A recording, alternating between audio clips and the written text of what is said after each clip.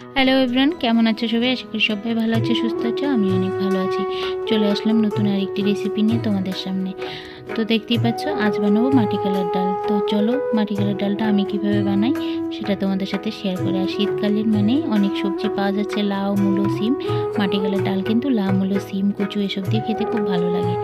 তো চলো ডালটাকে সুন্দর করে ভেজে নিয়ে আমি এটাকে একটু গরম জলে ভিজিয়ে নিচ্ছি, যেহেতু এটার অনেক খোসা আছে সেটাকে ছাড়াতে হবে। তো চলো ডালটাকে একটু ভিজিয়ে নিয়ে তারপর আমি লাউটা কেটে নিই। তো বন্ধুরা দেখতেই পাচ্ছ আমি লাউটা কাটতে বসে গেছি। এখন লাউটাকে সুন্দর ডুমডুম করে কেটে নিব। আর লাউটা খুব বেশি একটা ভালোও ছিল না, বীজ আছে এটার মধ্যে অনেকটা। তো চলো লাউটা কেটে নিয়ে তারপর আমি ডালটাকে ভালো করে ধুয়ে নিয়ে আসি।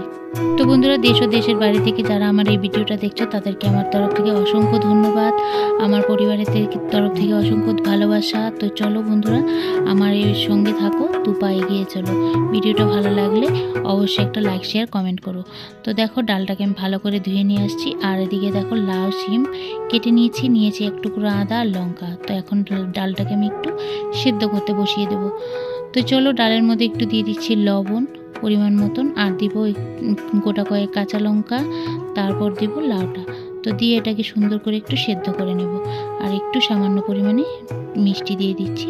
তো চলো ডালটা ভালো করে সেদ্ধ হয়ে যাক। তো এটার মধ্যে গোটা কয়েক সিটি দিতে হবে, যেহেতু মাটি কালার ডাল। তো দেখো বন্ধুরা ডালটা কিন্তু আমার সেদ্ধ হয়ে গেছে, লাউ সেদ্ধ হয়ে গেছে। এখন এই সময়ে কিন্তু আমি সিমটা অ্যাড করলাম। সিমটা আগে দিইনি, কারণ গলে যাবে সেই জন্য। তো দেখো এখন আমি এর মধ্যে হলুদ অ্যাড করে দিলাম।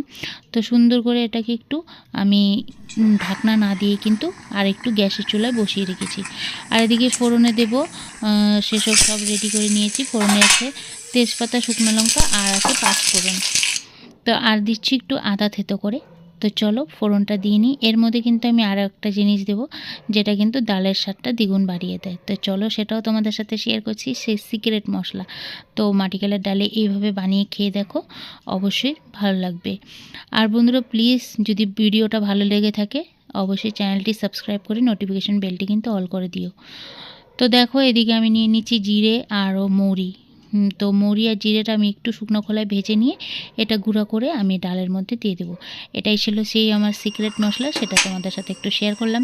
তো এভাবে গুঁড়ো করে দিলে কিন্তু ডালের স্বাদটা আরও বেশি দ্বিগুণ হয়ে যায়। তো চলো আমার ডাল রান্না কমপ্লিট একদম। খুব কম সময়ে কিন্তু মাটি কালার ডাল এভাবে হয়ে যায়। শীতকালীন সবজি দিয়ে ডালটা খেতে কিন্তু দুর্দান্ত লাগে। তো চলো এদিকে দেখো ধনেপাতা দিয়ে নিলাম, একটু দিয়ে নিলাম ঘি। তো চলো আমার ডাল রান্না কমপ্লিট। কেমন লাগলো ভিডিওটা অবশ্যই একটা কমেন্ট করে জানিও। আর যদি ভালো লেগে থাকে অবশ্যই চ্যানেলটি পাশে থেকো। আজকের মতো আসছি, আগামীকাল চলে আসবো নতুন একটি রেসিপি নিয়ে। ততক্ষণ পর্যন্ত তোমরা সুস্থ থেকো, ভালো থেকো, টাটা, লাভ ইউ অল।